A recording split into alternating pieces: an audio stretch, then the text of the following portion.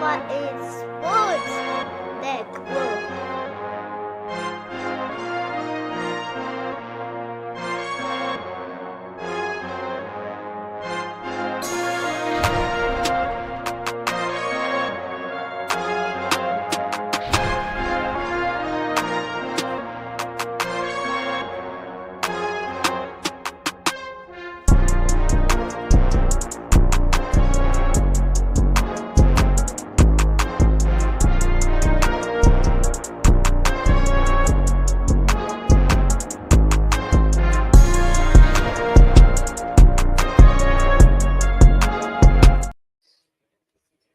NFL Nation, how you doing? Come on in. I'm Dog Jackson of the Come On In Sports Network. Welcome in, Broncos for Life. Good to see you here already, guys. Happy Sunday, guys. Right before the flurry of free agency be happening. Good to be here with you, Dolph. Looking at defense today. Defense. Last week, of course, if you wasn't here, you can always go back. Go to comeoninsportsnetwork.com, coispn.com, and you can catch last week's show. We'll be uploading today's show after Lawrence and myself are through with today's show. But like Lawrence said today, we'll be looking at the defensive free agents, the top defensive free agents for 2025.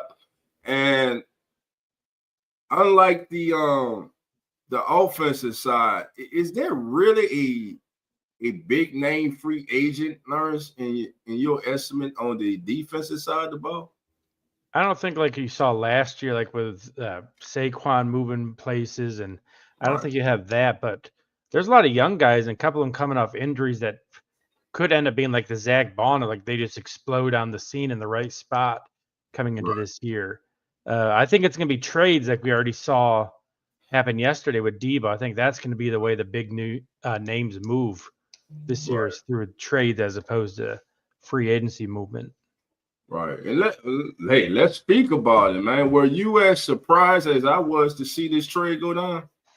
Oh, 100%. I was doing stuff with some buddies, and I hadn't looked at X in like probably an hour, and I pull it up and like breaking news, and I saw Debo. I'm like, oh, man, that's – so, I mean, fifth-round pick, Dolph, to get a versatile guy like Debo, seems like it's a win for the Commanders. Yes, I mean, and everything you can do with him. They need a slot receiver. He can play in the slot.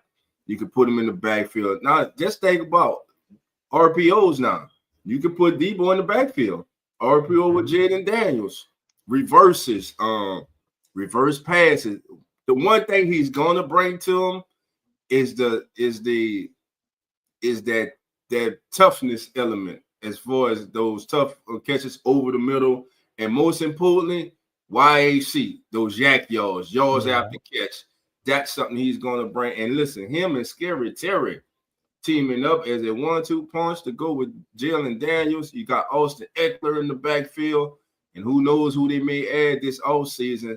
So listen, in just a year and a half time, man, the Commanders have went from worst to one of the better teams, top teams in the NFC. Hell, they're the runners-up. They were the runner-ups in the NFC this season. And, of course, they have the phenomenal young quarterback, Jaden Daniels, that everyone wants to play with. And earlier this week at the scouting combine, when John Lynch was interviewed, he said, hey, DJ, we will honor Debo's request for a trade. And my God, did they honor it.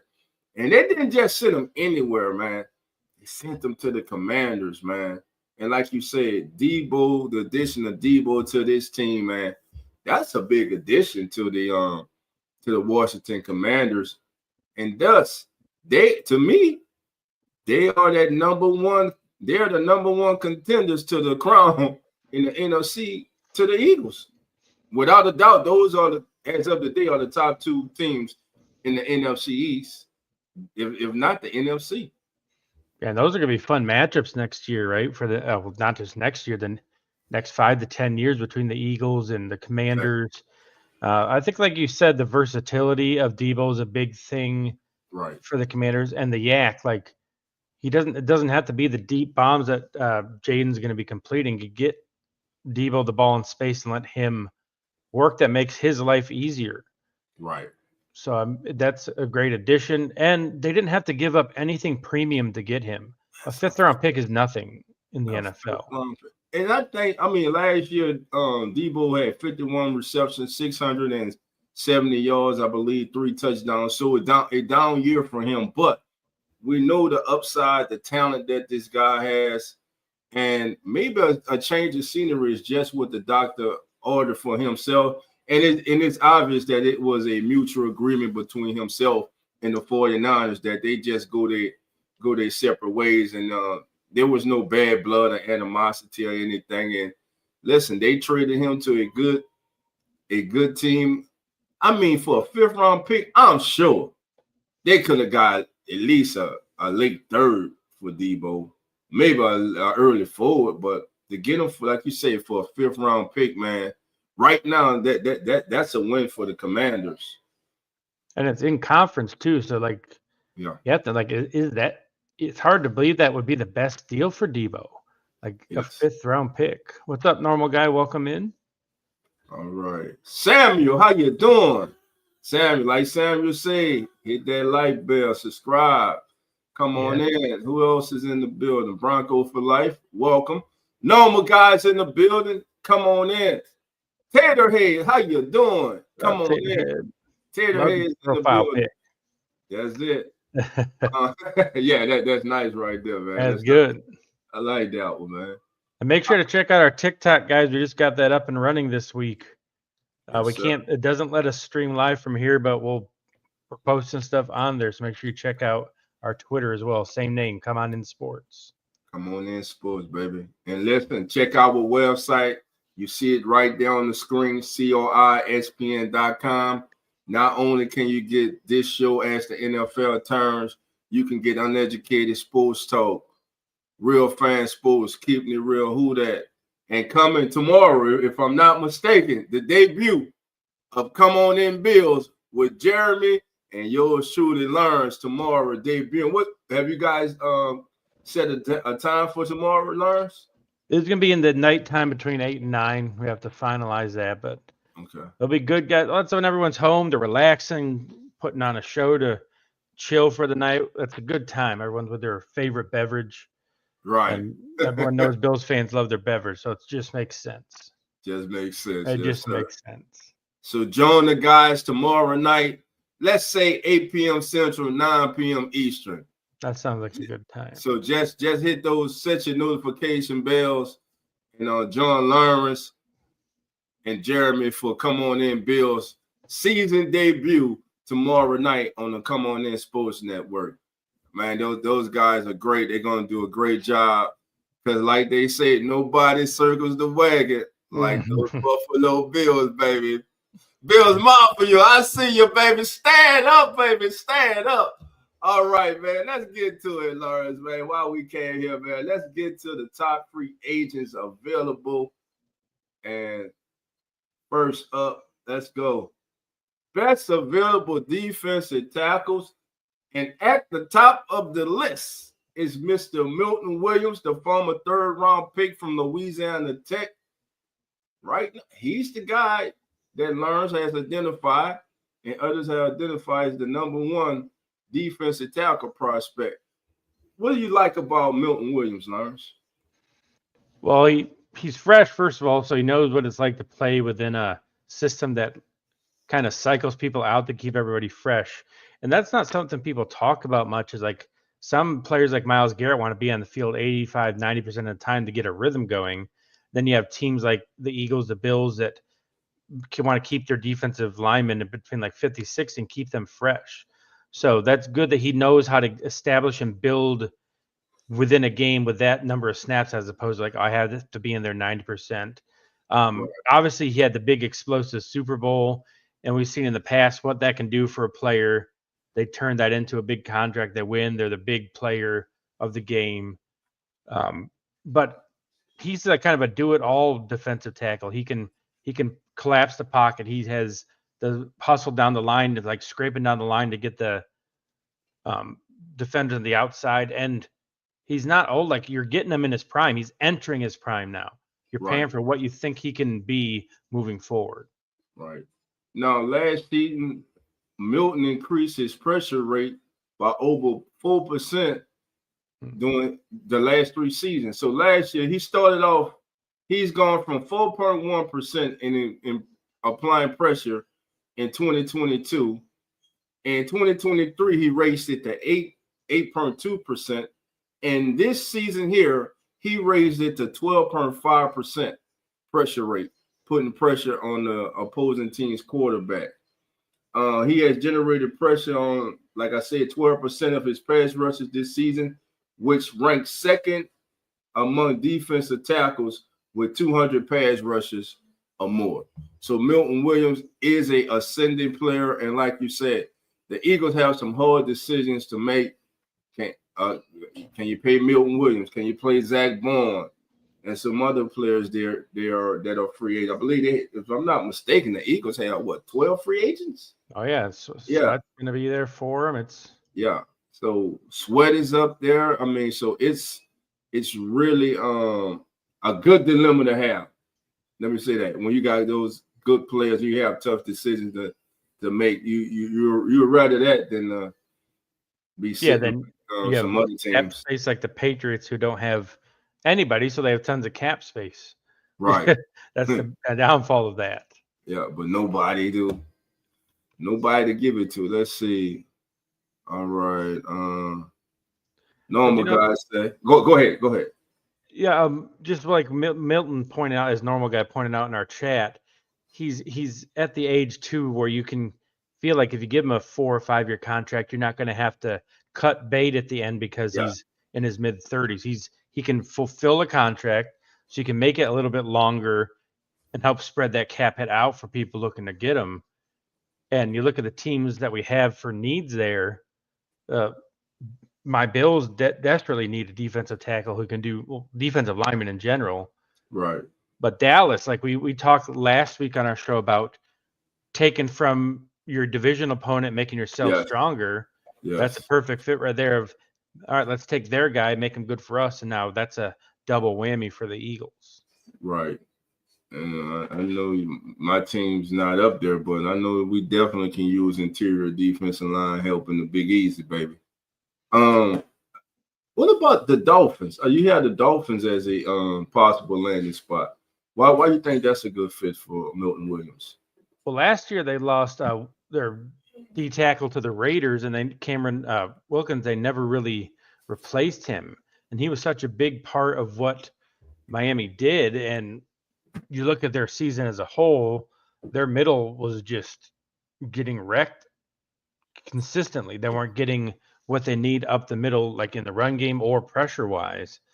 So it just seems like this would be the type of guy that would fit what they want to do in Miami. Okay. All right. Second on the list, we go to BJ Hill. You got your Bills, the Seahawks, the Chiefs, and the Lions. BJ Hill. This BJ, because I want to make sure I got the right BJ. Is this the BJ Hill who formerly played with the Packers? Well, he was a Bengal last year. I don't know if he was a Bengal. I think he's almost 30, so he could have been a Packer before that. I think the Packers drafted BJ Hill when he came in the league, and he signed with the Bengals. So BJ Hill is your number 2 defensive tackle. What does BJ bring to the table? Well, unlike Milton, he's a little bit up there in age. He's close to 30 already. So he's not going to be one that you want to give that 4 to 5 year contract. He's probably going to be like a 2 to 3 year contract guy. He's coming from the Bengals, and we know how they were defensively last year. So his stock may be a little bit down based on how they performed last year. Pro Football Focus had him as a 25th rated defensive tackle out of 118. So he's in the upper echelon of his player. But you talk about the Eagles having to come up with money to sign their big guys. Like, he just may be a cap casualty just because Higgins, they got to sign Chase to a contract extension. They have Hendrickson. So like somebody's going to be left out. And I think in a normal year, they'd probably keep Hill, but with all their other contract needs, Yeah. Hendricks, Jamal Chase, T. Higgins happened to pay those guys. Because BJ signed a 3-year contract with the Bengals just 2 years ago. Well, 3 years, going on 3 years ago in 22. His run grade defense, according to PFF, is 67.3. His pass rush grade, he graded out at 66.1. So BJ Hill, free agent rank, he's ranked 53rd by PFF in the football rankings, and a solid veteran rotation. Well, I wouldn't say he's a starter right now, but I think he can come in and be a solid rotation player for some of these teams. Now, if you're needing a starting caliber defensive tackle, I mean, how much does he still have in the tank?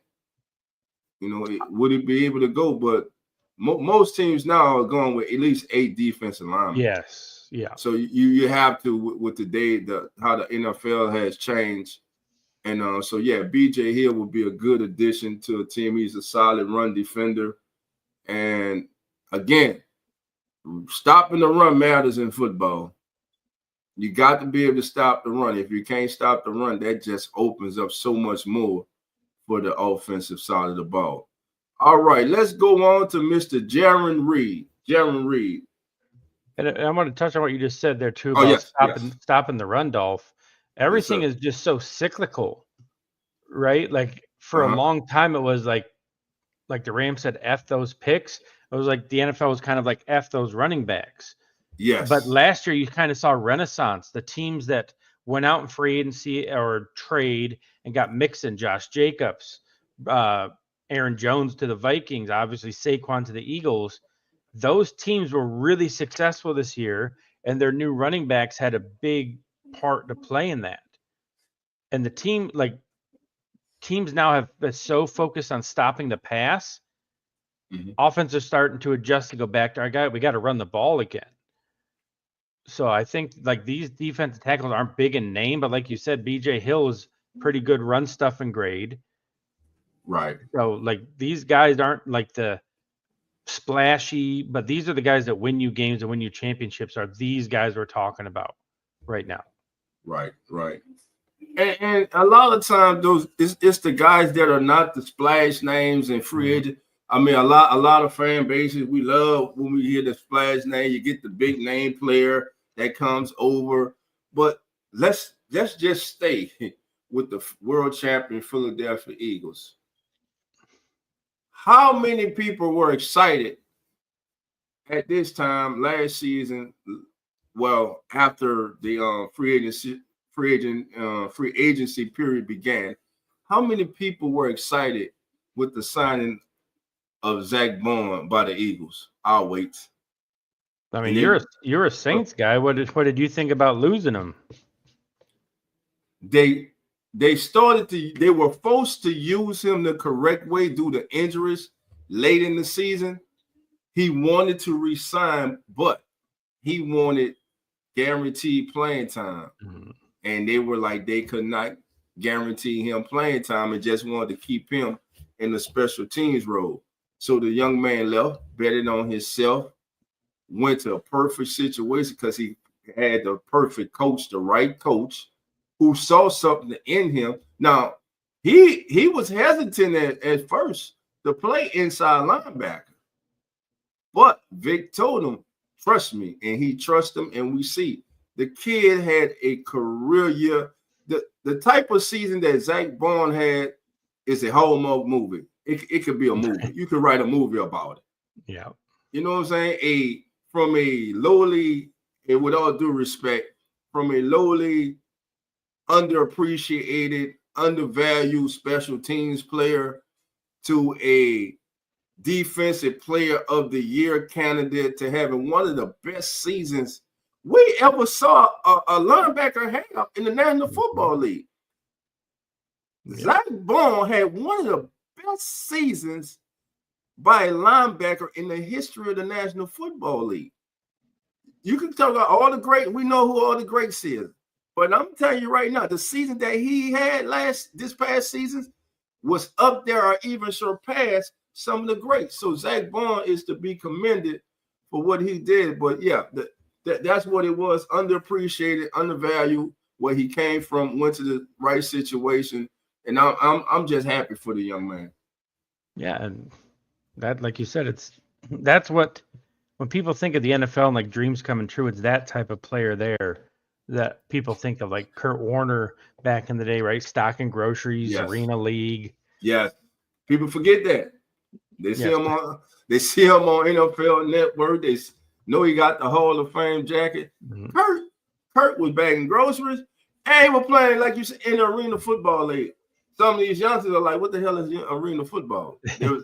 There's Arena Football League. Man. Oh, I loved Arena Football League, Dolph. That was fun. That was fun time. But, Google it. Yeah. Jaron Reed, we talked about him. He's again, he's older. He's 30. He's over 32 right now. Yeah. But he's consistent. Like you know what you're going to get out of Jaron Reed. He's going to provide that interior push.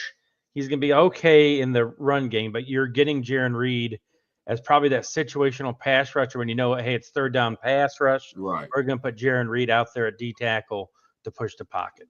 Right. 21 solo tackles last year. Yeah. So if you're signing him, expecting him to be like a 3-down D tackle, you're going to be really disappointed in your return on investment. But teams looking to sign him, like the Vikings, they just need somebody to push the pocket, and they already have Harrison Phillips. Right, the Packers desperately need that up the middle. So those are why we kind of set them as the teams that might be interested. They're all looking for somebody to just provide that interior pass rush. And listen, from a defensive interior last year, 4.5 sacks. Mm-hmm. For a interior defensive lineman, that's good. Now listen, everybody cannot be Aaron Donald. Let me just stop say everybody cannot get double-digit sacks from the interior like Aaron Donald did. Some people are just a step above. Some people are just great. And that's what Aaron Donald was. But Jaron Reed, like you say, 32 years old, former second-round pick from the University of Alabama. Last season, 21 solo tackles, 1 forced fumble, and 4.5 sacks. Again, another veteran that I don't think will cost you too much in this free agent class, and also the deep. Now, if you really are looking for a bargain, listen, you got to go with the draft this year because the defensive line in this year's draft is strong. Yes, and it's deep. So if you're needing the defensive lineman, this is the season to get in the draft. So maybe in free agent, you can get a Jaron Reed at a bargain price. If his asking price too high, hey, go into the draft, and then after the draft, you'll have some players looking for homes after the draft. Trying to find a home, and you can get them at a reduced rate. Yes. And that's I'm glad you talked, we talked about it last week, that marriage of the draft and free agency. Right. Like some of these guys are going to think they're getting a big deal. They're not going to get it. And Coach is in the house. What's going on, Coach? Happy Mardi Gras, baby. Happy Mardi Gras. Down in New Orleans, you know what I'm saying? I just wanted to holler at you guys for a second, man. Now you're bringing that Mardi Gras energy. It's welcome here, Coach. It's welcome here. What's going on, Coach? Hold on. I muted you by mistake, brother. What's going on, brother? What's happening, dog? Hey, what's going on, big brother? I see that. What you done been in the boxes, baby? Endymion, baby. You went to Endymion tonight. Yes, sir. Yeah. I got the visor on. You see the visor? I got the visor. Yeah, baby. Yeah. I see you, man. Hey, Coach, on the current free agent defensive tackles we're looking at right now, what's your thoughts on Milton Williams? I know he played at Louisiana Tech. Not a lot of thoughts on it, dog. Pretty solid defender, good against the run. He has a tremendous upside. I think putting a little more work in, but the kid has a tremendous upside to me, man.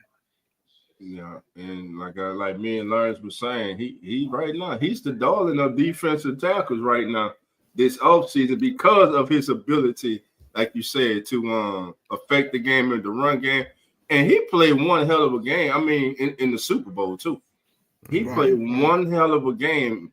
So, like you said, the young man, he is a ascending player. And if you're going into free agency and you're looking for ascending players who may be ready to take that next step, ready to take on a bigger role, Milton Williams, young man we just spoke about, Jaron Reed, though he's an older veteran, he'll be a good rotational piece. Now, the next guy is Levi, and I'm gonna let Lawrence say the last name because I'm gonna chop it up.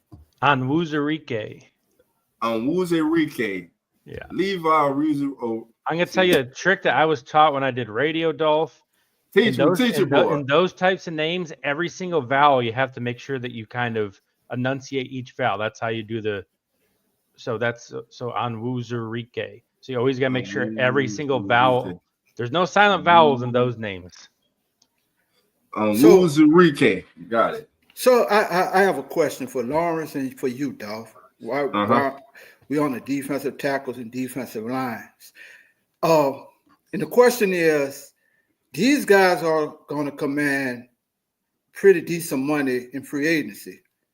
But there's also a lot of hidden gems that team find in the draft that you could get on the rookie salary caps, like in the late rounds, man, 4th, 5th, 6th, 7th round picks. Right. So as a team, do I want to spend all that money on a D lineman where maybe I could go in the draft and get a hidden gem and take that money and direct it on towards more of a receiver, whatever that team needs more? Do I really want to spend a whole lot on the defensive lineman when we've been noticing a lot of teams load up to the draft and these kids coming out, man, and you get them under a bargain price? Lawrence, I'll let you go first. And that's what Dolph was just talking right before you got on, Coach. Actually, Dolph was talking about the marriage of the defensive line in the draft and in free agency. And to me, it's you got to know your team. Like certain organizations draft specific positions really well, and then some draft really poorly. For example, the Patriots, as great as they were and great as Belichick was, they could never draft a wide receiver. Yeah, the Steelers would draft, no matter who they picked, was putting up numbers in production in their system. So, like, for me, I think the Bills are terrible at drafting defensive players. So I'd rather have them sign people who are proven in the NFL because I don't trust their ability to accurately predict what a draftee is going to do. So to me, I think it's that. Because the one thing I find, Lawrence, in that once you sign these players, they kind of start getting hurt a lot and they disappear, man. You know what I'm saying? It's one of the two. And, they ball out till they get to that big contract. And once they get to that big contract, the little pinky toe hurt. They got to miss 3 games. You know what I'm saying? Or they just disappear on you. You know what I'm saying? And then you kind of stuck with them. Then what you doing in the next year or two, you're looking to restructure the contract to get some money to go in another direction or help because your team is kind of in a salary cap type situation and they don't pan out to be what you expected them to be when you paid them that kind of money. That'd be like the Chargers, Bosa, right? He got paid now, he barely plays anymore. Right. So that to me, you got to know who you're giving the money to. That's why I like signing your own people because you know who they are. Like when Josh Allen got paid, he didn't change how he played the game. He's still lowering his shoulder, jumping over defenders. So money didn't change him. You got to know the personality of your guy. Like, is this going to change who he is? Yeah, well, looking at Onwuzurike, looking at him, to me, I don't think he's a player that's going to demand a lot of money on free agent. I mean, last season, 16 tackles, 1.5 sacks, 1 forced fumble. Again, he's like I was saying earlier, each team is carrying at least 7 to 8 defensive linemen, and it's all about rotational. So would he be a guy to fit into your rotation? Most definitely. He's only 26 years old, former 2nd-round pick for his career, 6 to 8 total tackles, 3.5 sacks, and 1 forced fumble. Again, he will be that kind of signing that's not publicized, but yet can come in and help a rotation to give you solid minutes when out on the field. That's how I look at that. Now, as far as like you're saying, Coach, like I said earlier, this draft, the defensive line in this year's draft is deep. You can day 3 undrafted free agents. I guarantee you now, out of this draft and like every draft, there's going to come a defensive player, but specifically this season, there's going to be a defensive tackle that comes into the league by way of being an undrafted free agent that outperforms many of those who were drafted other than himself. That's how deep this is. And again, we got to remember, the draft is a crapshoot. You know what I'm saying? It's not a exact science, you know. So, but Levi Onwuzurike. Yes, there you go. There you go. There you go. Nailed it, dog. There you go, baby. There we go. Hey, I had to slow it down like I'm repeating you, but hey, I did it. You know. All right. So and so the best fits, Lawrence, you have for him right now, you're looking at possibly the Cardinals, the Dolphins, the Bolts, the Chargers, your Bills, and the Jets. Yeah, and his pressure rate was top 15 for defensive tackles. So those are why I put those teams down there, just because they're the ones that need the interior push as a pass rusher. Right. And let's talk about the watch list. Who on your watch list should we? Everyone, I know I see the veteran Poona Ford on there, DJ Jones, Tershawn Wharton, also Odi Gazua. Close. That one. Oh, Diki Zua. That's how. Diki Zua. Okay. That's how Diki Zua. Also, Diki Zua. Pro Football Focus has him as a top-rated defensive tackle. When I watched him, I wasn't a big fan of what he did. Yeah, with the Cowboys. And like Dana just said, the Cowboys are in talks of trying to get him, not even let him hit free agency. So good call there, Dana, that he might not even hit the street. Yeah, he might not. The Cowboys really like him. He played well last season for the Cowboys. He was one of the brighter spots for them in an otherwise disappointing season. There, injuries have plagued that team like many teams, but he did acquit himself quite well on the open market. If they allow him to get to the open market, I don't think he comes back to the Cowboys. No, I think he winds up with his former defensive coordinator in the nation's capital. So that like you say, take from your division rival, make them weaker, make yourself stronger. And hey, you don't think Dan Quinn gonna call Kaepernick Day? If not yet, 100%. I would, to add him to that defensive front with Washington, and they definitely need players who can stop the run. If that's one area that the Commanders can improve in, it's their run defense. Is improving and stopping the run. Especially playing the Eagles twice a year and in the playoffs. So 100%. Let me, I got you both here. Let me get your reaction to the NFL possibly banning the push tush. This shit should have been gone. I don't like it at all. It's like it's hard enough to tackle somebody, and you got 300-pound guys pulling and pushing, assisting. Nah, bro, that's and I was listening to that on the NFL Network, and they was talking about we making football soft, which they is. But I never liked that rule, that assist, bro, where you getting behind a running back or quarterback, you pushing. Now you see them pulling them.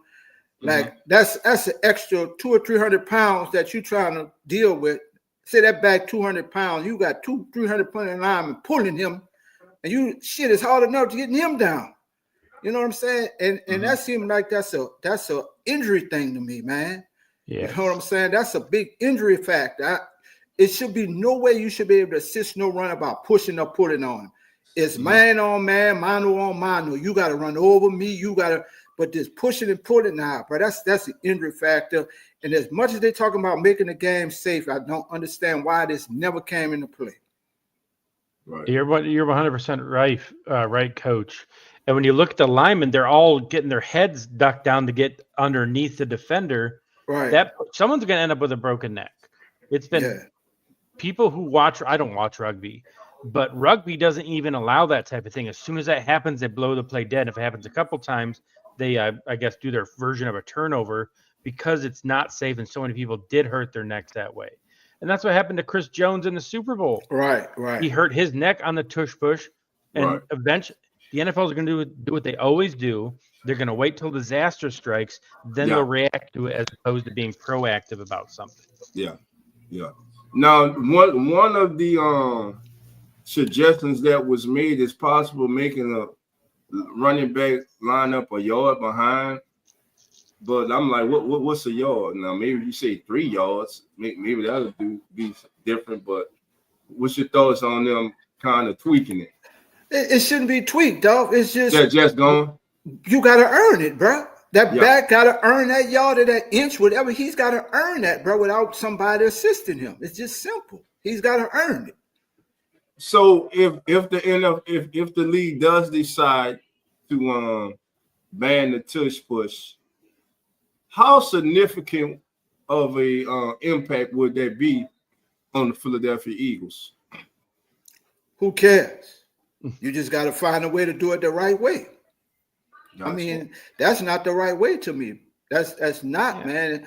And like Lawrence said, they're not going to stop till somebody get hurt, and then they all going to be running to the table, come out with new rules. It should have been stopped, bro. I watch even college game. You see the kid running, the lineman grabbing him and pulling. I'm like, well, damn, he looks like he holding his own man. He pulling the man.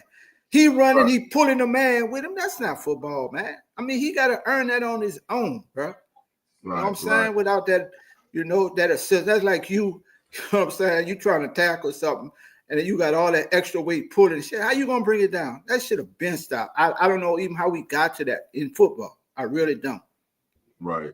And like go ahead, Lance. Well, Tom Brady's not a runner, but look how successful he was on the normal quarterback sneaks. One of the You best. could never stop him. He didn't get pushed from behind. So the Eagles really shouldn't have it because Jalen Hurts is one of the strongest quarterbacks in the league. So they should still be able to get that yard on a pretty consistent basis. Coach, Dana said, can you expand more about the similar play being banned in rugby? Well, in rugby, they have the scrum. And they lock arms and everybody's head is up. No one's head is like really all the head down. Like Lawrence said, and if they do it, they stop the play. And Lawrence, you can go further, but I do know that much. I have never watched rugby. I listened to Sirius XM NFL radio, and a former front office person who's a big rugby guy is the one he's said it for years. In here. Yeah. Hey, Nine, I know you or Zach, one of y'all are in here. Give us help Dana and everyone here with this about the similarity between the tush push and rugby and with it possibly being banned. Jerry says, Jerry, how you doing? Come on in. Dana also, come on in. Mick Swagger, come on in. Jerry says some of these teams are mad because they lost to Philly, tush push or not. Now, my first response when I heard it was, if you don't want them to do it, damn it, don't let them get in 3rd and 1 or 3rd and 2. That was my first response. Yeah.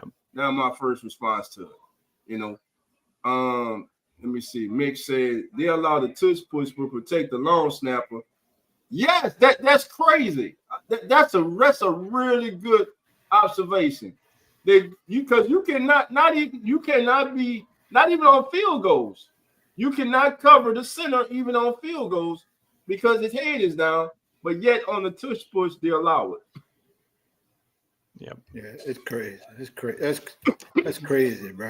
I don't like nothing about it. Yeah. Nothing about it. Yeah. All right. Let's go to our next segment. Best available defensive ends, and it's another Eagle. The veteran Josh Sweat, man, they have done. Listen, you got to give Howard his flowers, man, because the way this team has been drafting the last 7 years or more, it has been great. The talent that they have accumulated, and listen, when you accumulate all this talent and that talent performs, you win the Super Bowl, you win division titles, you're gonna lose people.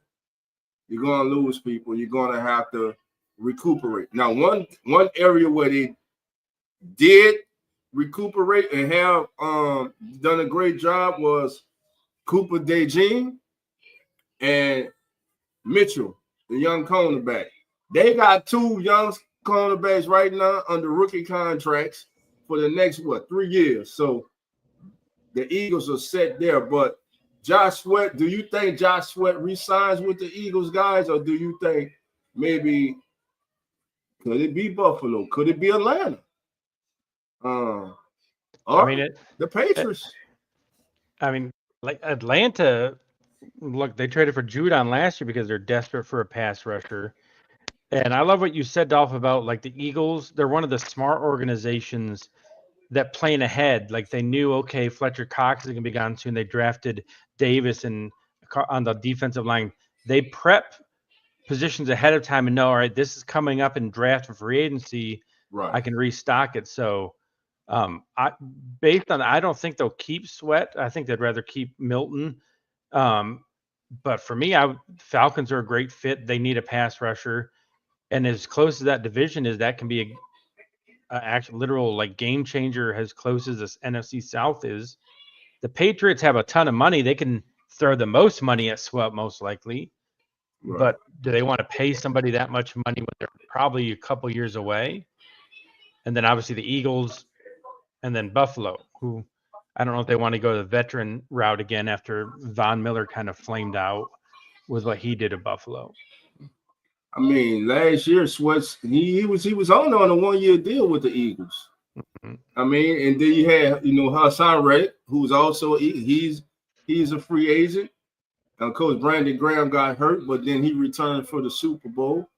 And this past season, Josh Sweat finished with 8 sacks. So prime, we need pass rushers. Right now, he's ranked as the number 10 free agent when it comes to available in this year's free agent class. And looking at the teams that you have up there, Eagles, Falcons, I know the Falcons and Matthew Judon, it didn't work out the way that they wanted. So do they even want to go down that alley of signing another veteran defensive end, being that they traded for Judon and it didn't work out?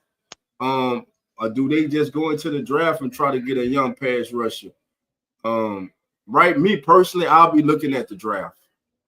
Right now. If I'm a GM, I'm going into the draft. Listen, a lot of these guys are going to be, like I say, this free agent class for defenders, it's not one of the better ones as of late, as far as name brand, and overall talent. Don't get me wrong, every guy in the National Football League's talent, but overall talent of this class, of this defensive class, is not as talented as some have been in the past. So I think a lot of these guys, especially the older guys, I don't think they'll be in a rush to sign once the free agent period begins, unless they're re-signing with their current teams.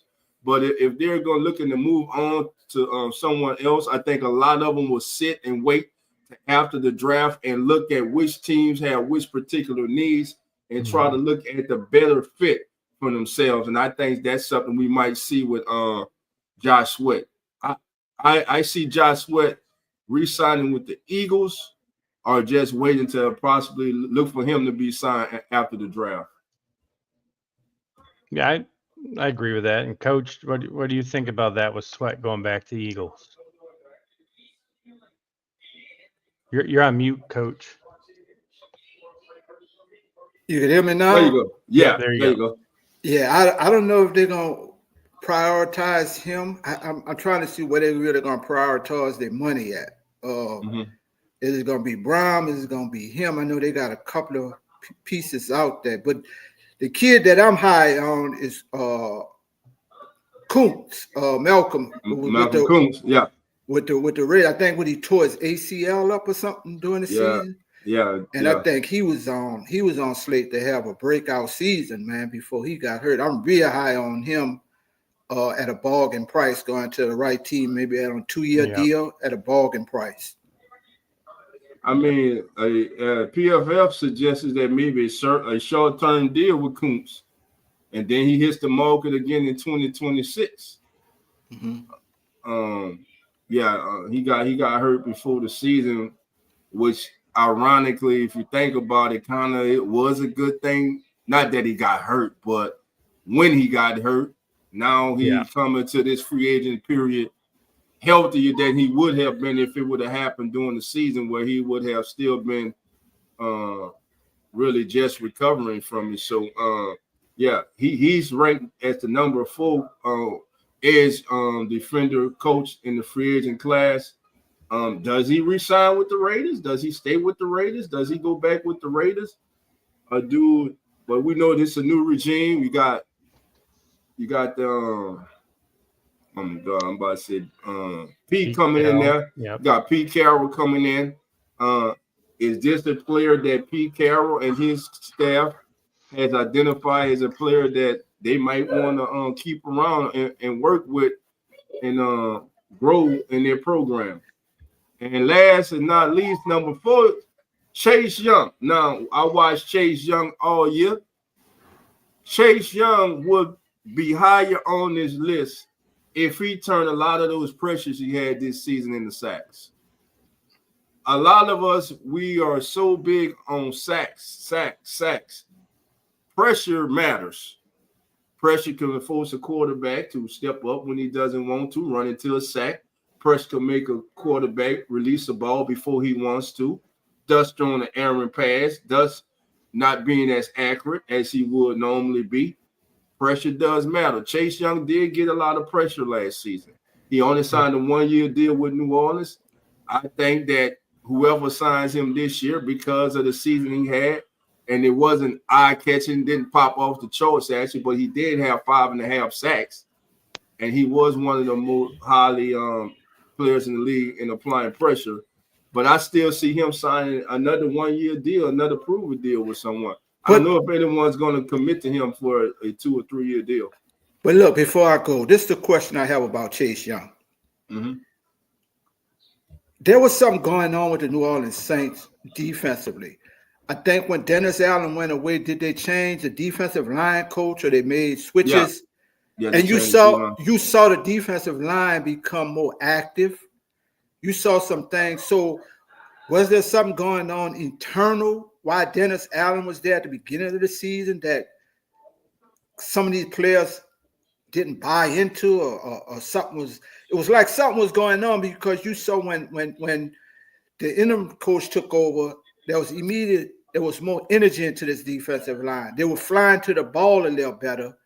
Right. They had more life in them. So was there something internally going on within this organization with Dennis Allen? Because we know about, he had, who was that, the running back, he didn't even want to play. What is his name? 25. What's the kid? Kendrick Miller. So was there Kendrick Miller? So was there stuff that Dennis Allen these kids wasn't buying into Dennis Allen? So did we really see the whole package of Chase Young being in New Orleans? Was he held back? Were there some things that they weren't buying into? So the verdict's still out with me on him, because it seemed like there was more going on in that organization with the coach towards players, and players not responding back to him to really know who's who, if you understand, guys, what I'm saying. Right. Yeah, you follow me? And good observation. And to me, he reminds me of Clowney. Clowney came in with so much hype, just like Chase Young, but then the production just wasn't there. Like, he's a really good run defender. Like, he'll give you 5.5, 9 sacks a year, But when you're drafting somebody as high as they drafted Chase Young, you don't want 5.5 sacks a year. So like Coach said, maybe he just finally had somebody who did something right for him. So if he needs to go someplace that has somebody established, if he's I tell you this, Lawrence, the steal of the NFL this offseason just came with New Orleans Saints getting Bo Davis from LSU as defensive line coach. I personally know Coach Davis. He is one of the best defensive line coaches I've seen out here on the market, man. And if anybody can reach you, if he can't get to you, well, you need to go work at Sonic and become a fry cook. Yeah. The fries in the bag, Coach. And listen, there's a war going on in Louisiana because of that signing. For all of you who don't know, he was the defensive line coach at LSU, and right now you have LSU fans and Saint fans who are going at it. LSU fans are pissed that the Saints hired Bo Davis away from LSU to bring him up I-10 to New Orleans, and they are livid. Yeah, you look at what he did at Texas. What Sweat? What's the two defensive tackles came out last year from Texas? Sweat and Sweat and somebody else. The other kid. Where did he go? What's the other kid name, Lawrence? I'm looking. He was slimmer than Sweat, but he's more of a penetrator, pass rusher. I can't think of the kid name, man. Byron Murphy. Byron Murphy. Yeah. And what hurt LSU so much, Bo Davis is one of the top recruiters in the South for getting defensive line help. And LSU flew the jet in. They had the hitch on the back of the jet. They had a house tied up to the hitch They brought the whole kitchen sink to get him out of Texas, man. And to have him for 1 year. And you saw his recruiting. He did the defensive lineman. He's coming in this year to LSU, and to lose him, man, that was a big blow in Baton Rouge. And man, I'm telling them people, hot with New Orleans, bro. They hot with the Saints, boy. That's why, because they feel, hey, he's gone. Now that those recruits are going to back out. And listen, if you're another team who reside after those recruits, hey, Bo's gone. Yeah. So now you come a knocking. That's the first. Hey, Bo's gone. Yeah. So. But he's a hell of a defensive line coach, bro. He is a hell of a He's going to bring the best out you, period, bro. He's going to get it out you, and you're going to learn. You're going to love playing for him. That's one thing I know about Coach Davis, man. You're going to love playing for him. So what you're saying, Coach, is like trust him. If he says bring back Young, bring him back then. Yeah. Right? Yeah. And I feel like if anybody could get the most out of Chase Young, if he can't do it, it ain't gonna get done. No, it ain't gonna get done. All right. Nah, the Raiders do want to bring Coons back, but he is due some money, so I don't know if he'll take. Also, I don't know if he'll take anything team friendly, especially with how the end of the 2023 season ended for him, and he was actually balling. I mean, and that's what Coach said. Like, like if it wasn't for the injury, he'd be probably franchise tagged. They couldn't get a long-term deal with him. Yeah. So I could see him, man. So Coach, your gut thought, does he hit the open market or do the Raiders resign him? It depends on Pete Carroll. And the new coaching staff, after they sit down and they do end of the season, look at tapes and which direction they want to go in with the defensive coordinator. So I mean, that's internal. Do they want to bring him back? Or they may have some people in place that they more, the defensive coordinator want to look at where he came from and bring in. It just depends, though. It just depends on that one. Because some defensive coaches, they have players they've worked with. They see them out there, and they won't bring them in because they've worked with them before. So it just depends. Right. All right. Now let's move on to linebackers. And God damn it, there he is. Every time I see him, I am so happy for this young man. And it's just another nail in the coffin of that person who used to be his defensive coordinator and his head coach, and the person that was his GM for saying that he couldn't guarantee him any playing time. Shout out to Zach Bond. Zach Bond went from underwhelming signing last year. There was not one person, there was not one fan. Don't now one of y'all in Philadelphia say, yeah, I knew when we signed Zach Bond, because you're a damn lie. You did not even know. Hell, half of y'all didn't know the day you signed Zach Bond. Half of you, when the season started, like, who the hell is Zach Bond? But my, oh my, did he show you who the hell he is, as this kid's true talents came out because he got with a coach. He got with a coach that saw the vision for him, that believed in him, that said, hey, trust me, and he trusted Vic Fangio, the veteran defensive coordinator, and this young man coach, like I said at the opening of this, Zach Bond could be the prize of the free agents on the defensive side of the ball. He had coached one of the best defensive seasons by a linebacker in the history of the National Football League. And looking at the fits that Lawrence has up here, the Bucks, the Broncos, the Colts, and re-signing with the Eagles. Eagles have decisions to make. He only was starting because and got that switch because of injuries. How much will it cost to re-sign him? Does he go to Denver? Does he go and sign with Sean Payton? Hey, down there in the Sunshine State with the Bucks, does he take it to Indianapolis with the Colts? What do you guys think is a good fit for him there? Well, you talked about the Saints let him go. What do you think the Dolphins? Rarely do you get a chance to correct a mistake. Should the Saints go back and correct it? He not going back because of the GM. You couldn't. Why would I go back when I was here? You had me for 4 years. You played me incorrectly. You refused to use me. I wanted to resign, but when I wanted to resign, I wanted guaranteed playing time, and you said you couldn't guarantee me any playing time. He might come back.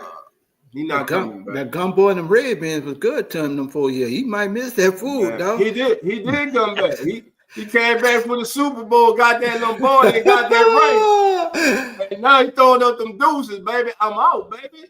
You know what I'm saying? Hey, him coming back to New Orleans is like a dog going back to his own vomit. It ain't happening, bro. It ain't happening. I've seen lots of dogs eat their vomit, though. Yeah, I don't know. It just like I said, brother, there was just so much going on with Dennis. I don't know, dog. It was just there was something. I think the Saints wasn't just clicking with Dennis Allen, bro. I don't know. I don't know. You probably might be right, though, but like Lawrence said, I don't know. He may, bro. He may. With the Saints switching to everyone presumes a 3-4 defense now. If they were able to mend the fences and bring him back and play him correctly in the 3-4 scheme, oh man, yes, I'm all for it. But I just personally don't see it. I could see him possibly re-signing with the Eagles. I think of the 4 teams he has that is pictured here, I think the Colts are the long shot, and I think he'll be a great fit with the Colts. Yeah, he would be a great, like, you think what they had with Leonard just a couple of years ago when he was in his prime. That's where I'm going. Yep. And then, funny enough, Leonard went to the Eagles, right, when they kind of let him go. So, but the Bucks too, like Levante David's a free agent, so he could be a good replacement in Tampa for them as well. So I gotta go, guys. But Lawrence, I want to hear your opinion before I go. This kid is the sleeper of the linebackers. Nobody's talking about, to me, Sherwood of the Jets. Oh yeah, that's why I have him on the list. He is. Oh man, this kid, like, man. 1, 2, 3, 4, 5. Like the PFF has him as a 6 linebacker. I put him at 3 for a reason. I'm higher on him than even Pro Football Focus is. Yes. This kid here has athletic ability. He can cover. He plays sideline to sideline, and like he's just flying under the radar to a lot of teams, man. And I think whoever gets him gonna get the steal.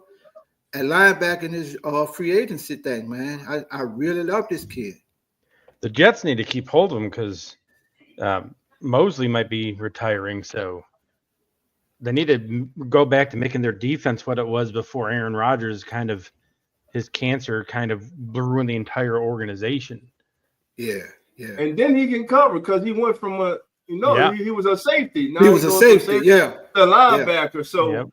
I mean, listen, you're right. I'm looking at the rankings right now, him being ranked 6th, and overall he's ranked as the number 65 overall free agent available. But the upside to this young man is great.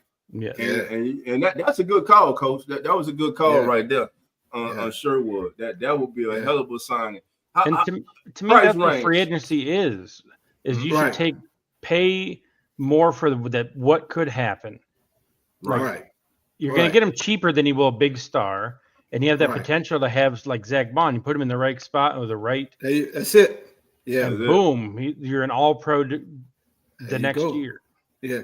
But guys, I'm going. My kids calling. Dolphins off the Vikings tonight. We're going to turn it back up, bro. Y'all have fun. Zulu. Y'all have fun. Hey, Coach, what float you on, bro? 25 top driver's side. Yeah. Top. Hey, so I gotta tell the family members. Okay. So they can know. All right, cool. Hold on. What side? Driver's side. Driver's side at the very top. At the very top. Gotcha. Yes, sir. Hey, yes, sir. Make sure you got your harness on because I know you're gonna be drinking that liquor, brother. Ooh, I'm out, guys. Later, Coach. Thanks for stopping by. All right, family. That's host of As the NFL Turns, the one and only Coach Rock leaving the building, and he is in full bloom Mardi Gras celebration, baby. So, Dana asked us a question. Like you start, Dolph. She said, "What do you think about Nick Bolton? We have him on the watch list. That's why do you think he should be higher, or what is your thoughts?" I think Bolton should be because I think he should be on the list, and I think Greenlaw should be on the watch list. I think Bolton is one of the top 4 available linebackers. I think he was one of the steadiest players on the defensive side of the ball for the Kansas City Chiefs, and quite frankly, I think he's like one of the linebackers that if he does leave in free agency, they're going to be hard pressed to replace what he bought. Aggressiveness side to side, instinctive, just an all around good football player. And but yeah, I'm with you there, Dana. I think Nick Bolton is I think he's a superstar waiting to happen. That's what I'm going to say. I think he's a superstar waiting to happen. So Dana, I have him lower because I think sometimes there's products of a system and a defense. And I think Bolton is one of those. I'm not saying he's on the list. We didn't keep him off the list. Right. But I don't think I think he is what he is. He's a weakness in coverage. So the teams that are good offensively that can scheme, all right, I'm going to get James Cook one-on-one with Nick Bolton. I'm going to win that all the time. And these teams are getting better at isolating specific matchups. And to me, like, if I'm going to sign somebody to the deal he's probably wanting, I need somebody who's not a liability on passing downs. Right. So that's why I have him lower. So is it in his pass coverage? Is it his hips? Him being able to turn his hips in coverage, or just what is it? Yeah, when you watch him try, like if he's man on somebody trying to zone up and match up, you see him slow to react, and he's I don't know how to put it, like kind of stiff. Like he doesn't look as fluid. Like he's a really good run defender, right? Which is why he's 5th on the list there. You look at everyone else, to me, Zach Bond was a defensive. Bobby Wagner, no matter where he goes, he's the leader. Right. Like Coach said, Sherwood with potential, and if Drake Greenlaw didn't wreck his Achilles in the Super Bowl, yes. So I mean, that's why I have him. There's not anything against Bolton. Just these 4, I would rather have every one of them over Nick Bolton. And the only reason I say Greenlaw, him over Greenlaw was because of the injury. Oh, yeah. A healthy Greenlaws probably be number one on this list. He is on. He's Pro Football Focus's top linebacker available. I mean, he is a dog. And speaking of pro football, looking at their list now and what they say about Greenlaw. Greenlaw worked his way back from an Achilles injury suffered in Super Bowl last February, but was shut down after only 34 snaps in 2024. He will still likely see a lot of interest in free agent. Now, he excels in coverage, and he earned a passing coverage grade of 82.6 and 79.5 over the past 2 seasons. Yes. So, again, when healthy, you saw him before he hurt his Achilles in the Super Bowl. Special player, man. And that's when the Niners lost the Super Bowl, because then the Chiefs started attacking his replacement. Yes. Which we talked about in the pregame show, because he was the replacement for Dean for the Eagles. And we talked about the Chiefs maybe being able to do the same thing in the second straight Super Bowl. Yes. Who else? So Greenlaw, Levante David, Nick Bolton, Ernest Jones, Robert Spillane. Talk to me about Robert Spillane. I don't know too much about him. I haven't watched too much tape on him, so I really can't comment on him. What is it about Robert that intrigues you, Lawrence? He's a 87. He's graded as an 87 run defender. Wow. But just like Bolton, his weakness is pass coverage. But if I'm getting somebody who can play the run at that rate, I'll take. That's a 2-down linebacker I'll take, because I know he's going to produce and put us in those long down thirds. Gotcha. Dana asked if I'm looking for a coverage linebacker, would I go with Greenlaw? Yeah, but you could probably get him cheap. That's why coming off the injury. 100% Dana. If he is not injured and he plays full season to his capabilities, what we talking about, 20 a year, 18 to 20, between 18 and 22 million a year. Now, with him coming off the injury, and because this is just our speculation, maybe you can get him in the, I ain't gonna go too crazy, I'm gonna say what, 14 to 16 million dollar range. I think somewhere in there. But I mean, again, when healthy, Dre Greenlaw is an absolutely monster. He's one of the best linebackers in football. Want to say shout out to my guy CB WDN chat line is in the building. How you doing, my brother? Come on in. Thank you for being here.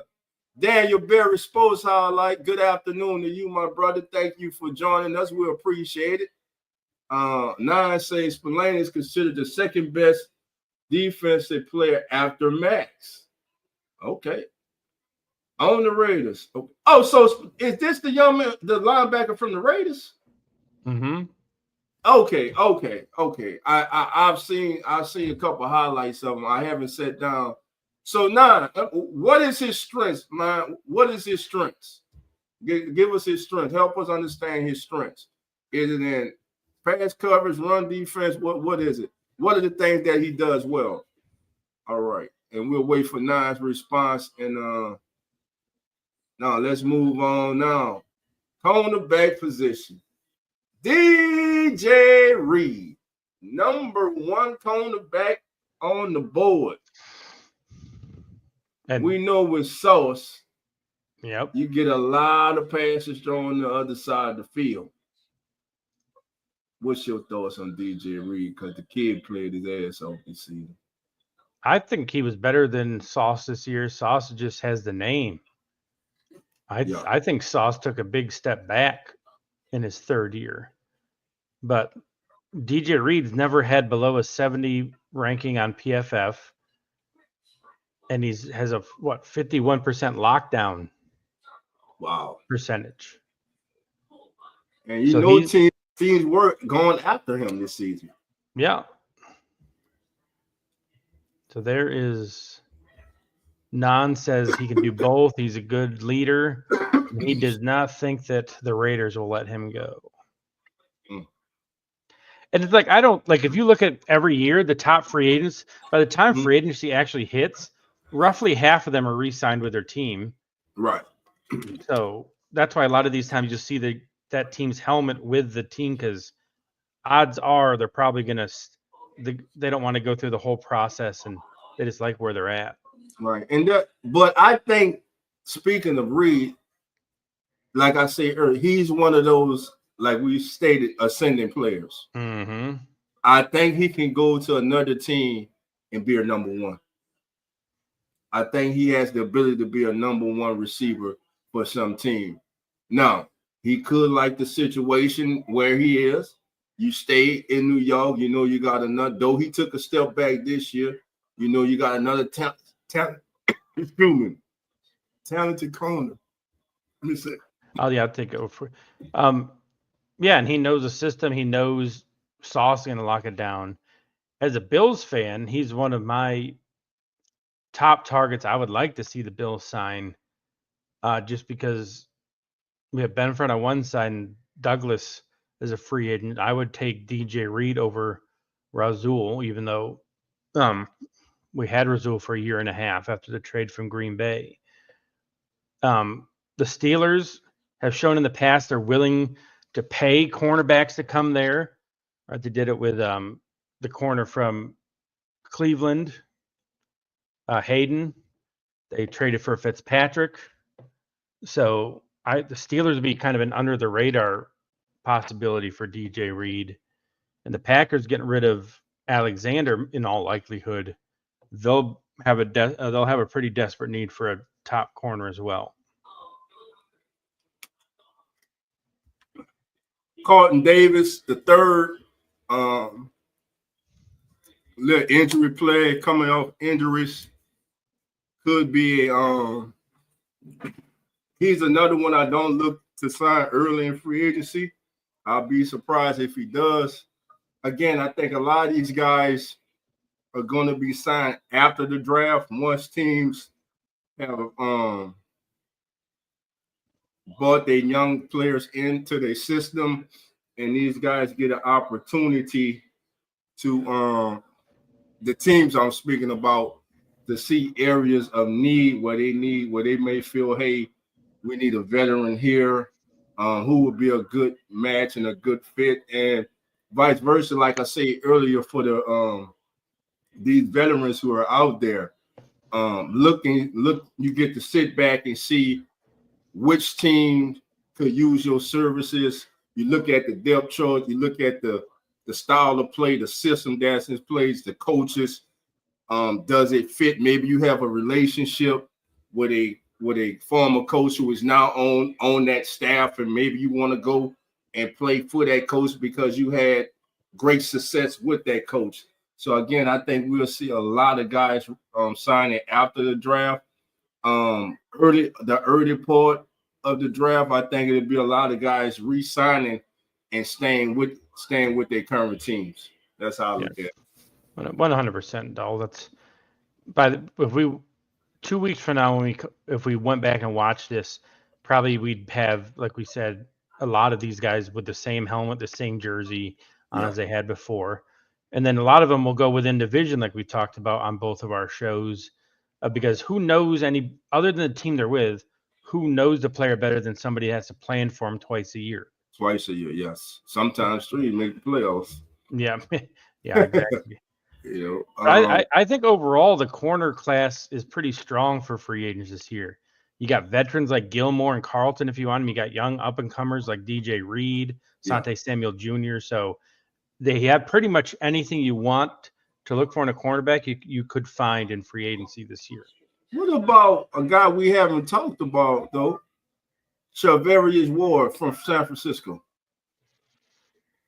He had a down year, so like you might be able to get him fairly cheap and just trust that maybe last year was just an aberration for him.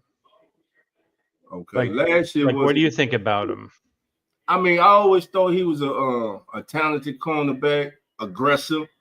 I wouldn't call him a lockdown cornerback, and I think is there really a lockdown cornerback today in the NFL? Yeah. But I think he's one of those corners that battles, is always in good position. I like him. Now he had a 86.5 PFF coverage grade, which ranked third among all players at the cornerback position. And so, yeah, but if his overall ranking was 56.2 is his grade. Yeah. And like that just seems like that's the aberration. Everything else was low. So and it was a down year for the Niners, the whole team. So could it been just like the coaching changes on the defensive side of the ball? Could it just been that and maybe a bounce back season?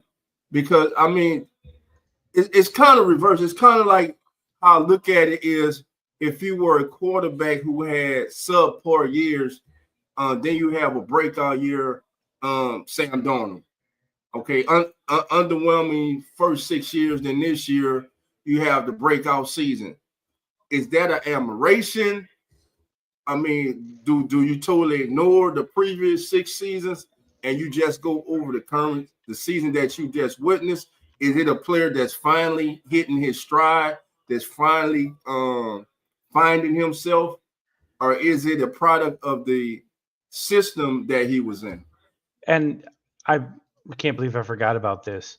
He was a player, Dolph, if you remember, he lost his 1-year-old. Yes. That right there is it. That's it right there. I don't care how good of a cart you can put things, block them off in your brain. That right there is it. I completely forgot. I'm like, hold on, wasn't he the one that had his daughter pass away in the season? Yeah. So yeah, I think based on everything else that he'd done before that point had been so good, there's obviously a really, I think that's it. Yeah, I mean, that's terrible. As a parent, man, the hardest thing you can do is bury your child, man. That's the hardest thing to do, man. And I can't do it. I can't even imagine, man. Let me just say, I can't imagine. I have a good friend that lost a child, man, real young, man. And so I saw the hurt, the devastation, and the pain that causes, man. And nobody's going to be right in that situation. No. So again, man, matter of fact, man, we send our prayers and love out to him and his family, man, because hey, it's a day-by-day ordeal, man. It's a day-by-day ordeal.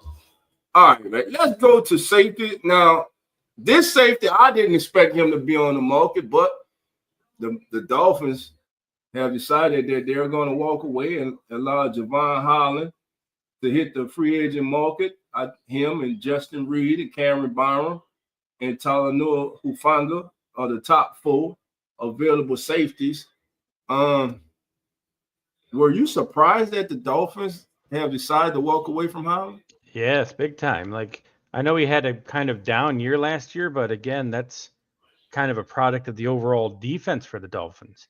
As a safety, you can only do so much if the people in front of you aren't doing their job. He was a second-round pick. Before last year, he was consistently a top 5 safety. And for some reason, they just aren't locking him up. Like, we talk about people like an up-and-comer. Right here is your guy. He was a second-round pick in 2021. No injuries to speak of. Right. Pretty solid, consistently solid performer. If you're looking for anybody who might get a really big payday this year, this guy right here, and I hate the Dolphins. So, right. So I'm just speaking truth. Like I'll be, unless he signs with an AFC East team, I'll be very happy to see him out of the division. Yeah, I mean, like you say, he ranked as one of the 5 highest graded safeties in the first 2 seasons, in 2 of the first 3 seasons of his career in the league. This past year, he graded out at PFF at a career low 63 overall grade. But PFF's, like you said, just look at his body of work. The kid is very talented, and his free agent comparison is to Jesse Bates. So Yeah, that's a hell of a comparison, man. And when you compare the coverage grades on, he has his numbers with no pressure is better at 76.1 that Jesse Bates was. Post incompletion rate, he's at 11.3%. Jesse Bates was at 5.7. Run defense, he's at 82.8, so he will come up in the box. Jesse Bates, 78.1. So, like I said, Javon Holland, a unexpected value out there at the safety position for teams in need of safety help. And he's young. He just got in the league in 2021. A young player still with great years of football ahead of him. Bucks, I'm looking at your possible fits. Re-signing with the Dolphins, I think that's out. I think that marriage is over. Could he stay in the Sunshine State? Go to Jacksonville. That makes a lot of sense. Yeah. I'll come down to NFC South. Well, I don't know if that's going to work with the Falcons because you got Bates, and you got they signed last year from the Broncos. But he's a free agent now. I think he's going to resign. You think he'll stay there? Yeah, I think he's going to stay in Atlanta. So I'm looking at Jacksonville. Hey, possibly your Bills, but I think Jacksonville will be a good fit for him. Go there. Go ahead. Yeah, like he would fit there, and the Jaguars need impact players. Like if you watched them last year, where were their safeties? Often chasing people with the ball. So that's not something Holland really lets happen. So they have money, they have a need. Right there's one of those just seemingly perfect marriages. They're like, all right, that just makes sense. Yeah. Now let's go on and move on to Mr. Justin Reed. Jets, Broncos. And these safeties, Dolph, are all relatively young. So, yes.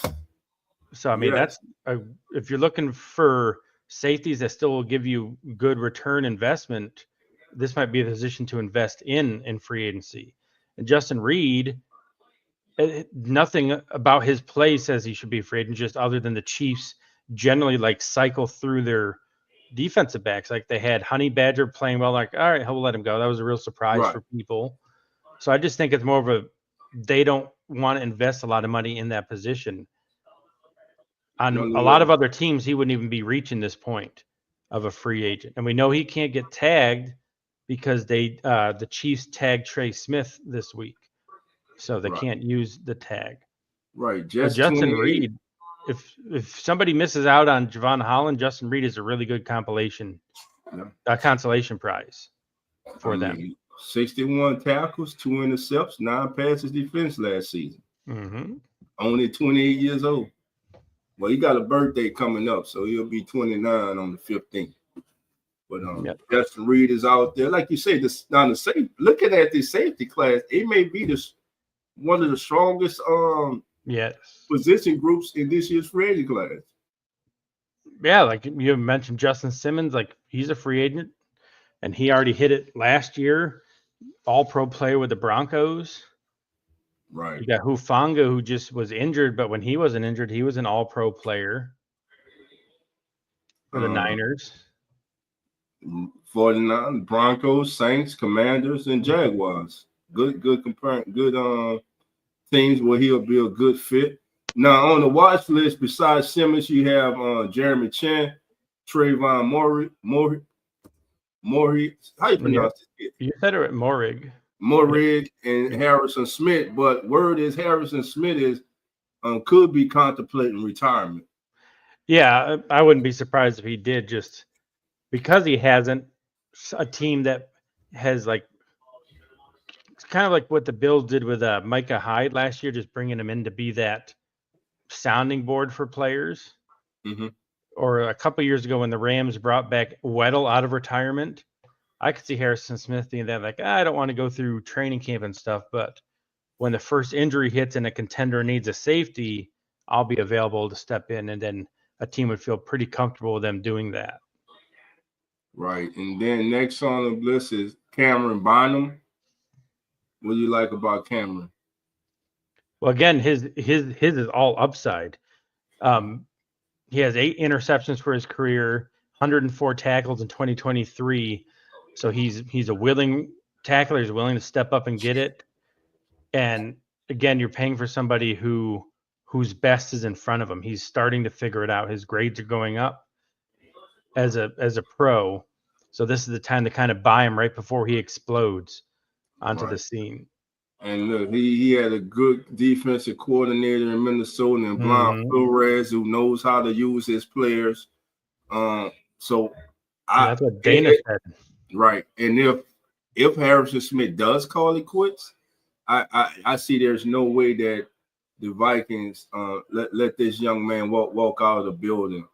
Last year, he averaged 38 snaps a game, almost just under 6 tackles a game, and he had a rating of 73.3. So a very promising prospect. And he's 6'1", 195, and he was a full-round pick in 2021 out of Cal. But like you say, you gave the numbers on him. Very good young player, ascending player. Like you heard us say this the whole show.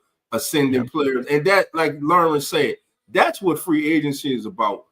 A lot of times, as fans, we get caught up on the names, the big name players. But if you're a team, you're looking for a player who is ascending, a player that has been improving each and every single season, and you can see that fits what you're trying to do, and may be able to, and may be capable of handling a bigger role in another team's program. And as a Bills fan, I mean that's what team I know best. Nobody had heard of Micah Hyde or Jordan Poyer before the Bills signed him. They signed them both in the same free agency class because they saw, hey, these guys are up and comers, and both turned into all-pro stalwarts on a model franchise now in the NFL. So that's exactly what you're talking about, Dolph, is they recognized 2 players that were undervalued. They saw them on the rise and decided to pay them. And like they had 8 years of arguably the best safety duo in the league from them. Exactly. And I got a package. I'll be right back, Dolph. I'm going to mute. Okay. Well, look, while Lawrence is gone, family, you have any questions, put them in the chat.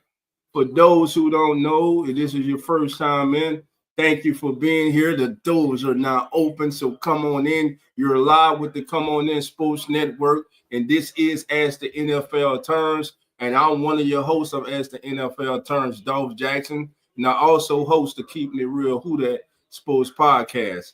Lawrence, he is a member of the Come On In Sports Network. He is also our chief editor at comeoninsportsnetwork.com. He writes for us. He writes full and out, some great articles, not only on the NFL, but in the world of sports in general. And he also will be co-host with Jeremy in the debuting episode tomorrow night. For all you Bills fans, tune on into the Come On In Sports Network, and also to the Come On In Bills channel on YouTube, as Lawrence and Jeremy will debut tomorrow night. Come On In Bills. Their first episode of Come On In Bills will be airing tomorrow night. Again, family, if you go to our website, you not only can catch great shows like this. The Come On In Network is home to Real Fan Sports. If you're into cricket, if you're into rugby, that is the place to go. That's the channel to go to, Real Fan Sports. Then there's play-by-play action. If you want great play-by-play action of NFL, NBA, go to Uneducated Sports Talk, and our guy Carlos Clayton and his great co-host PJ. We also during the season will have Eagles Talk with our guy from across the pond. That's right, our guy TJ, as he hosts Eagles Talk with TJ, and the Keeping It Real Who That Sports Podcast, which is hosted by yours truly and my co-host. He just left off, the legendary Coach Rock, man. We have a ball. We thank each and every single one of you for joining us. It's a pleasure. We're growing over here at the Come On In Sports Network.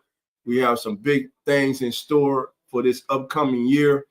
And none of this is possible without you.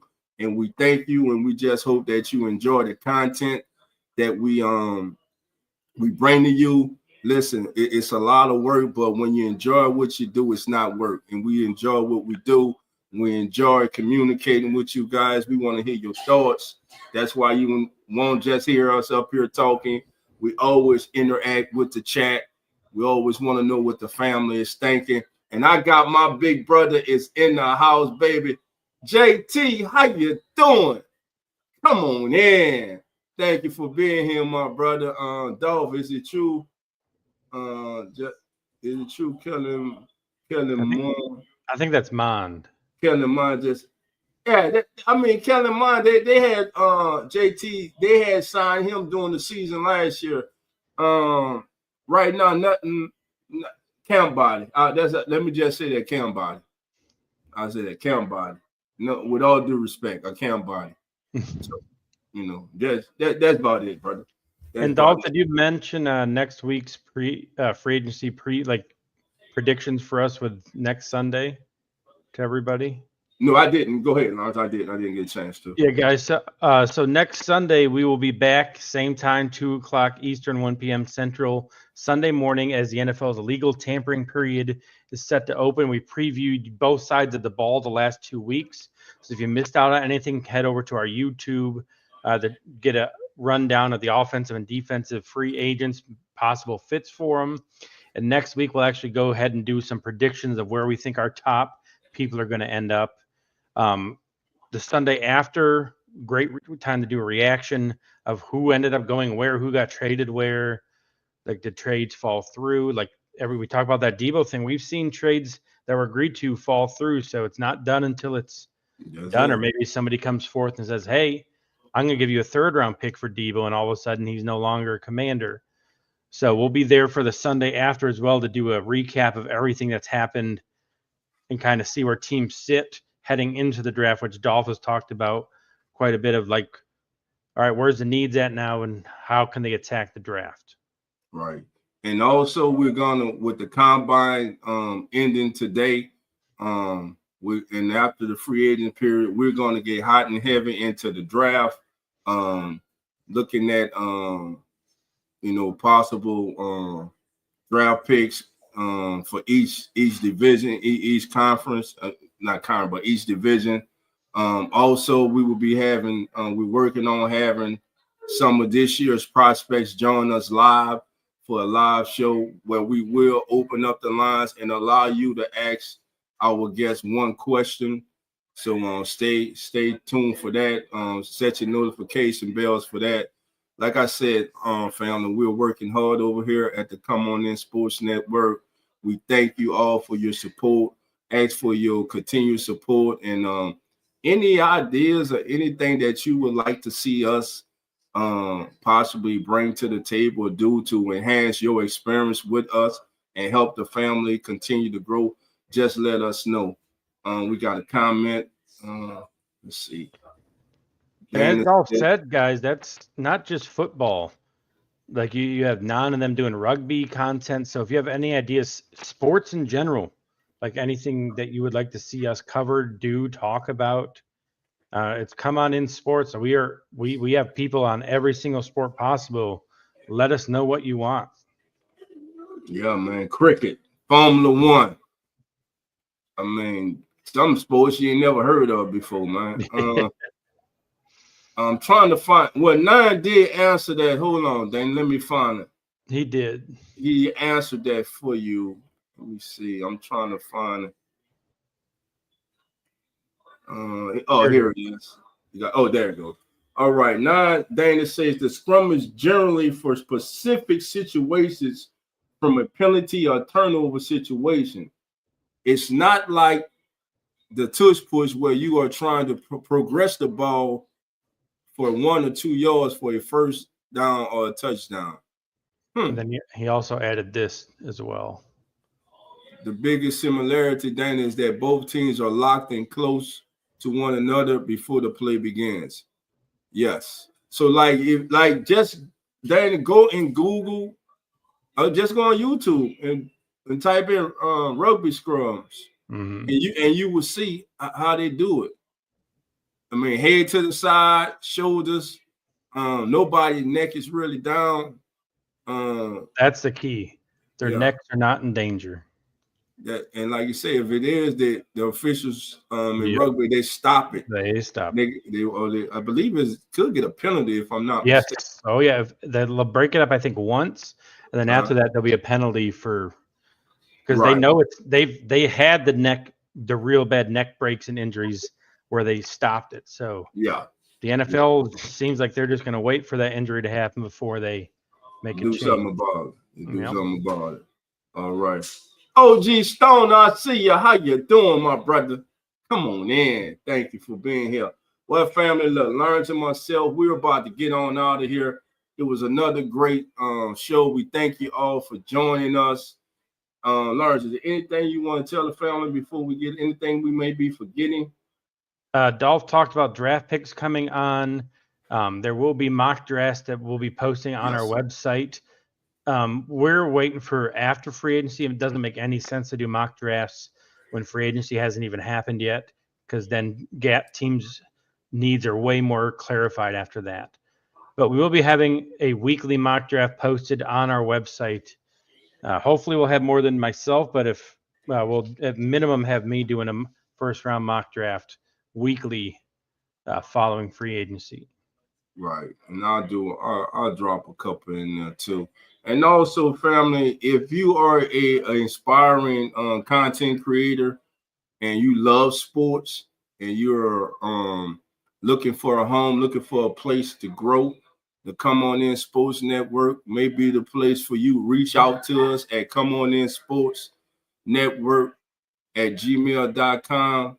We're looking for Lawrence is our chief editor and writer over at comeoninsports.com. If you're a writer, we're looking for someone, Lawrence, to do a daily blog. If you'll be interested in doing a daily sports blog, please let us know. Again, you can get in contact with us through comeoninsportsnetwork@gmail.com.